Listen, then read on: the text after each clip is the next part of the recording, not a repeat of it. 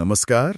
आज हम एक ऐसे सफर पर निकल रहे हैं जो सिर्फ दौड़ के मैदान तक ही नहीं, बल्कि जिंदगी की मुश्किलों भरी दौड़ की कहानी है। बिल्कुल। हम बात कर रहे हैं मिल्खा सिंह की, हाँ। जिन्हें दुनिया ने द फ्लाइंग सिख का नाम दिया। हाँ। हमारे सामने है उनकी जिंदगी पर आधारित किताब the flying Sikh, Milkha Singh's race of life.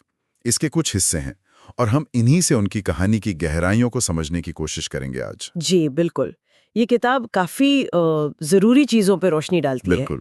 जरा सोचिए, एक लड़का जिसने बचपन में विभाजन की वो भयावहता देखी, सब कुछ उजड़ गया, परिवार आंखों के सामने खत्म हो गया, वो अकेला नंगे पांव एक अनजान मुल्क की तरफ चल पड़ा। बहुत ही दर्दनाक शुरुआत थी उनके जीवन की। यहीं से शुरू होती है एक ऐसी दास्तान जहां हार और जीत के मायने शायद बदल जाते हैं। सही कहा। तो आइए इस किताब के पन्नों से गुजरते हुए मिल्खा सिंह के जीवन के उन पहलुओं को डटोलते हैं जो महज रिकॉर्ड्स और मेडल से कहीं ज्यादा गहरे हैं। देखते हैं कि कैसे उन्होंने निराशा को प्रेरणा में बदला। हाँ, और इतिहास रच दिया। बिल्कुल। शुरुआत तो खैर वाकई दिल दहला देने वाली है। किताब बताती है कि मिल्खा सिंह का जन्म गोविंदपुरा गांव में हुआ था, जो पाकिस्तान का हिस्सा है। जी। एक भरा पूरा परिवार था, लेकिन 1947 विभाजन ने सब तहस नहस कर दिया। उन्होंने अपनी आंखों के सामने अपने माता पिता और भाई बहनों को खो दिया। ये वो मंजर था जिसने उनकी जिंदगी की दिशा ही बदल दी। बिल्कुल। और ये समझना जरूरी है कि ये सिर्फ उनकी अपनी त्रासदी नहीं थी। उस वक्त लाखों लोग इसी दर्द से गुजर रहे थे। हाँ, ये तो है। लेकिन एक टीनेज के लिए जिसने सब कुछ खो दिया हो, अकेले एक अनजान रास्ते पर निकल पड़ना, ये कल्पना करना भी मुश्किल है। सही बात है।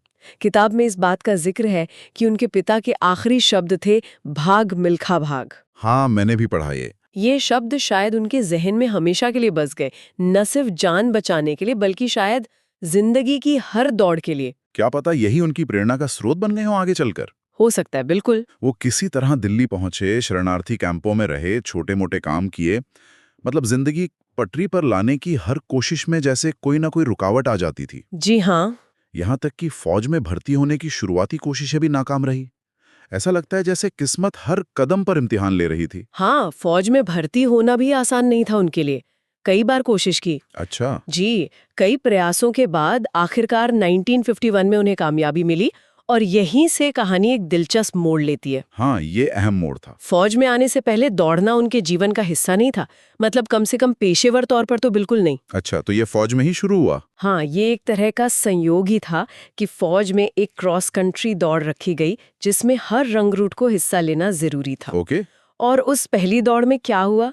क्या वो जीत गए थे? नहीं, वो जीते नहीं, छठे नंबर पर आए थे। अच्छा, छठे नंबर पर। हाँ। लेकिन दिलचस्प बात यह है, जैसा कि किताब में उस दौड़ को पूरा करने के बाद उन्हें एहसास हुआ कि उनमें दमखम है। शायद पहली बार उन्हें लगा कि वो दौड़ सकते हैं और तेज दौड़ सकते हैं। और यहीं पर फौज के एक हवलदार थे, गुरुदेव सिंह। हाँ, उनका जिक्र है। उन्होंने उनकी प्रतिभा को पहचाना और उन्हें ट्रेनिंग के लिए प्रेरित किया। तो वो पहली हार असल में हार नहीं, बल्कि एक चिंगारी साबित हुई। वाह। कई लोग शायद वहीं रुक जाते, पर मिल्खा के लिए वो एक शुरुआत थी। यहीं से शुरू होता है वो दौड़ जिसके बारे में सुनकर आज भी यकीन करना मुश्किल होता है उनके अभ्यास का दौर। हाँ, वो ट्रेनिंग, फिर घंटों दौड़ना, फिर दिन में फौज की ड्यूटी और शाम को फिर अभ्यास।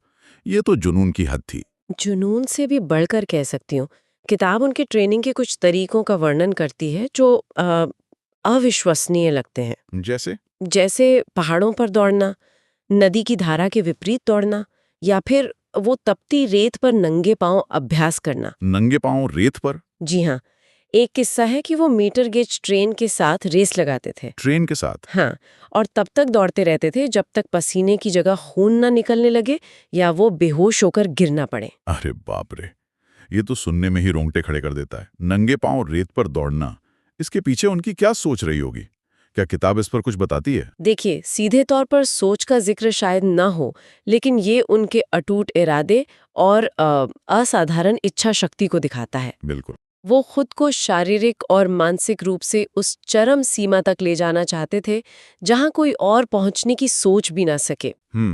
शायद वो अपने अतीत के दर्द को, उस भागने की मजबूरी को एक अदम्य ताकत में बदल रहे थे। हाँ, ये हो सकता है। उनके लिए शायद ये सिर्फ ट्रेनिंग नहीं थी, बल्कि अपने वजूद को साबित करने की एक लड़ाई थी। कोई शॉर्टकट नहीं, सिर्फ अथक अथक परिश्रम। और इस अथक परिश्रम का फल भी मिला। हालांकि 1956 के मेलबर्न ओलंपिक में वो गए जरूर। हाँ, पर वहाँ अनुभव की कमी थी। हाँ, वो हीट में ही बाहर हो गए। हाँ। पर उन्होंने हार नहीं मानी। बिल्कुल नहीं मानी। मेलबर्न का अनुभव शायद उनके लिए एक और सीख थी। सही। उन्होंने वहाँ अंतर्राष्ट्रीय स्तर के एथलीट्स को देखा, उनकी तकनीक समझी और वापस आकर अपनी ट्रेनिंग को और भी ज्यादा सघन कर दिया। और फिर आया साल 1958। हाँ, 1958 कार्डिफ में कॉमनवेल्थ गेम्स और टोक्यो में एशियाई खेल। 1958 एशियाई खेल। किताब बताती है कि यहाँ उन्होंने 200 और 400 मीटर दोनों में गोल्ड मेडल जीता।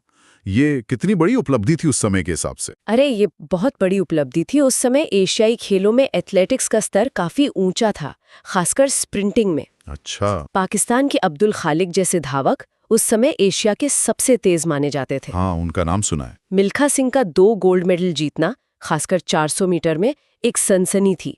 इसने न केवल भारत को एशियाई एथलेटिक्स के नक्शे पर मजबूती से स्थापित किया, बल्कि मिल्खा सिंह को रातों रात राष्ट्रीय हीरो बना दिया। सही बात है। ये उस लड़के की जीत थी जिसने सिर्फ कुछ साल पहले दौड़ना शुरू किया था और जो विभाजन का दर्द झेल कर आया था। ये सिर्फ मेडल नहीं थे, ये एक उम्मीद की किरण थे। और इसी प्रदर्शन के बाद उन्हें कॉमनवेल्थ गेम्स में भी सफलता मिली ना, कार्डिफ में। जी हाँ, कार्डिफ कॉमनवेल्थ गेम्स 1958 की जीत तो ऐतिहासिक थी। उन्होंने 400 मीटर, जो असल में 440 यार्ड्स की दौड़ थी, उसमें गोल्ड जीता। ये किसी भी भारतीय के लिए ट्रैक एंड फील्ड में पहला कॉमनवेल्थ गोल्ड था। पहला गोल्ड। हाँ, उन्होंने दक्षिण अफ्रीका के मैल्कम स्पेंस को हराया था, जो उस समय के बेहतरीन धावकों में से एक थे। इस जीत ने उन्हें विश्व स्तर पर पहचान दिलाई। बिल्कुल। अब वो सिर्फ एशिया के नहीं, दुनिया के बेहतरीन 400 मीटर धावकों में गिने जाने लगे थे। और यहीं से 1960 के रोम ओलंपिक के लिए उम्मीदें आसमान छूने लगी और थी। फिर आता है 1960 का रोम ओलंपिक, भारतीय खेल इतिहास का शायद सबसे यादगार और थोड़ा दिल तोड़ने वाला पल भी। हाँ, बिल्कुल। मिल्खा सिंह 400 मीटर के फाइनल में थे, पदक के प्रबल दावेदार। पूरा देश सांसें थामे देख रहा था। रोम की वो दौड़, किताब में इसका जिक्र बहुत ही भावनात्मक रूप से किया गया है। मिल्खा सिंह दौड़ में काफी आगे थे, लगभग 250 मीटर तक वो लीड कर रहे थे। हाँ। सिर्फ 0.1 सेकेंड। सिर्फ 0.1 सेकेंड के अंतर से कांस्य पदक चूक गए। रिकॉर्ड्स बताते हैं कि उनका समय 45.6 सेकेंड था, जो उस समय का राष्ट्रीय रिकॉर्ड तो था। बिल्कुल, नेशनल रिकॉर्ड था। लेकिन ओलंपिक पदक के लिए काफी नहीं था। ये कितना बड़ा झटका रहा होगा उनके लिए। जाहिर तौर पे ये एक बहुत बड़ी निराशा थी। मिल्खा सिंह ने खुद कई बार इस दौड़ के दर्द का जिक्र किया है। ओलंपिक पदक जीतना उनका सपना था। बिल्कुल। और वो उसके इतने करीब आकर चूक गए। लेकिन यहाँ एक और दिलचस्प बात हुई। क्या? भले ही वो पदक नहीं जीत पाए, लेकिन उनके प्रदर्शन ने पूरी दुनिया का दिल जीत लिया। उनकी गति, उनका वो जुझारूपन देखकर लोग दंग रह गए। और यहीं से उन्हें द फ्लाइंग सिख का खिताब मिलाना। हाँ, वैसे तो ये खिताब अनौपचारिक रूप से पहले भी उनके साथ जोड़ा जाता था, खासकर 1960 में ही पाकिस्तान में अब्दुल खालिक को हराने के बाद, जब जनरल अयूब खान ने उन्हें उड़न सिख कहा था। हाँ, वो किस्सा भी मशहूर है। लेकिन रोम ओलंपिक के प्रदर्शन ने इस नाम को वैश्विक पहचान दे दी। वो सिख जो हवा की तरह दौड़ता था। विडंबना देखिए, एक हार ने उन्हें अमर बना दिया। बिल्कुल। शायद किसी जीत से भी ज्यादा लोग उन्हें रोम की उस दौड़ के लिए याद करते हैं। ये बात सोचने वाली है। मिल्खा सिंह का एक कथन अक्सर दोहराया जाता है, हार मानो मत, क्योंकि जीतने वाला भी कभी हारता है। सही। रोम की हार के बाद उनका करियर खत्म नहीं हुआ। बिल्कुल नहीं, उन्होंने दौड़ना जारी रखा। 1962 के जकार्ता एशियाई खेलों में उन्होंने फिर से 400 मीटर और 400 मीटर 4x400 रिले में गोल्ड मेडल जीता। हाँ, ये वापसी भी कमाल की थी। उन्होंने साबित किया कि रोम की दौड़ एक झटका जरूर थी, लेकिन अंत नहीं था। ये उनके चरित्र की दृढ़ता को दिखाता है। वो जानते थे कि हार खेल का हिस्सा है, लेकिन महत्वपूर्ण ये है कि आप गिर कर कैसे उठते हैं। तो अगर हम उनके पूरे जीवन सफर को देखें, वो विभाजन का दर्द, फौज में नई शुरुआत, पहली हार से मिली प्रेरणा, वो अविश्वसनीय ट्रेनिंग, एशियाई और कॉमनवेल्थ खेलों की जीत, रोम ओलंपिक का वो करीबी मुकाबला और फिर वापसी, ये सब मिलकर हमें क्या सिखाता है? देखिए, ये कहानी कई स्तरों पर प्रेरणा देती है। पहली बात ये दिखाती है कि आपकी शुरुआत चाहे कितनी भी मुश्किल क्यों ना हो, दृढ़ संकल्प और कड़ी मेहनत से आप अपनी किस्मत बदल सकते हैं। सही। शून्य से शिखर तक। बिल्कुल। मिल्खा सिंह शून्य से शिखर तक पहुंचे, सिर्फ अपनी लगन के दम पर। दूसरी बात, ये सफलता और असफलता के जो पारंपरिक विचार हैं उन्हें चुनौती देती है। कैसे? जैसे रोम की हार उनके करियर की सबसे प्रसिद्ध घटना बन गई, जिसने उन्हें द फ्लाइंग सिख बनाया। ये सिखाता है कि हार भी आपको परिभाषित कर सकती है, आपको महान बना सकती है, अगर आप उससे सीखते हैं और आगे बढ़ते हैं। हाँ, ये बात बहुत गहरी है। हार को सिर्फ एक अंतिम नतीजे के तौर पर ना देखकर उसे सफर का एक हिस्सा मानना। उनकी कहानी सिर्फ खेल के मैदान तक सीमित नहीं लगती। बिल्कुल नहीं, ये मानवीय जिजीविषा मतलब जीने की इच्छा की कहानी है।